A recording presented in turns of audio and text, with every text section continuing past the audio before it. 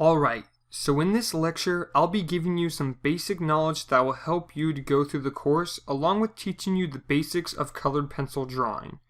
But, before we dive into that, I want to first walk you through all the tools and materials you'll need to complete the course.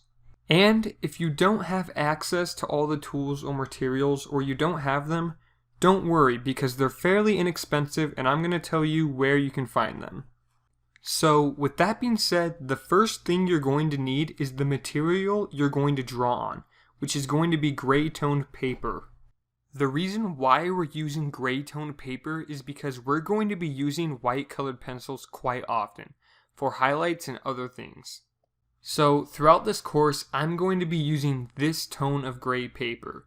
Whichever gray tone paper you get, it doesn't really matter if it's exactly like mine, just make sure it's gray. You can also, if you want, use brown tone paper, but I'm going to be using the gray, and I recommend you staying away from any colored paper except for the grays and browns. Also, try not to choose paper that's too dark or some of your colors are going to have a hard time showing up. So, throughout the course, I'm going to be using this sketchbook full of 50 pages of gray tone paper that I got from Michaels. Now, if you don't have a Michaels near you, you can probably find it at any other arts and crafts store, or you can get it off Amazon. I recommend this sketchbook because the pages aren't too small and they aren't too big, and it gives you plenty of paper to practice with throughout the course. Next, you're going to need a pencil sharpener.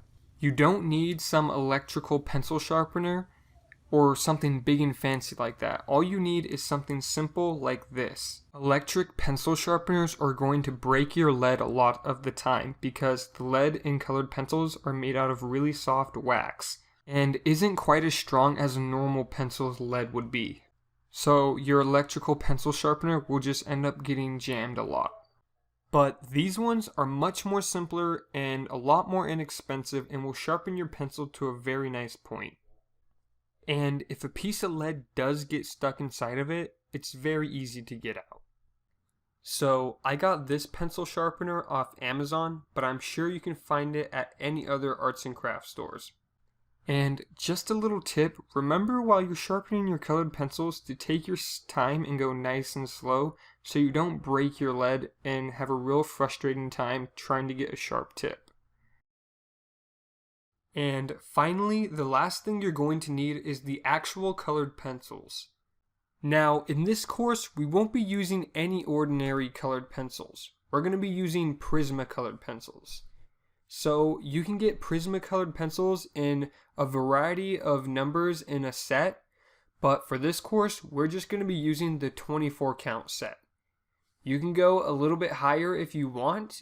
It is going to be more expensive, but I don't recommend going any lower than 24.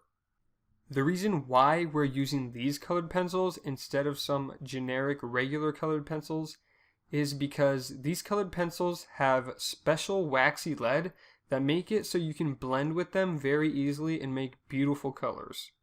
I got my set of 24 colored pencils from my local Michaels for about $25. But you can order them on Amazon if you don't have a Michaels near you. Also, another nice thing about Michaels is you can actually buy individual colored pencils if you want.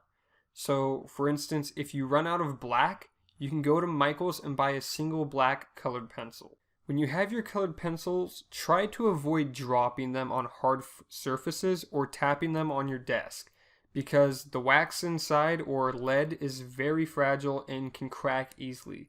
So then when you go to sharpen your colored pencil, it's going to be breaking a lot and you're going to get real frustrated. And now when I say wax when I'm referring to the lead, it's not actually like a candle wax. I just say wax because it has a very waxy substance and you'll see that when you start drawing with them. But that's what makes it so you can blend with them so easily. The reason I say easily is because you can complete the course with normal colored pencils. So if you don't have Prismacolored pencils, don't worry, you can still complete the course. Prismacolored pencils will just make it easier to blend the colors together. So don't worry. So overall, it's pretty straightforward and you only need 3 things to complete the course.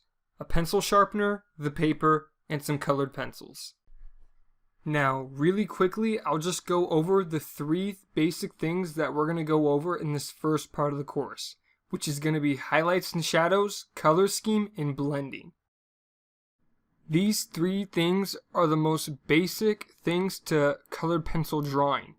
That's why we're going to go over them first so you can understand them a lot better. So stay tuned, and later on in the course, we're going to go over these in much greater depth.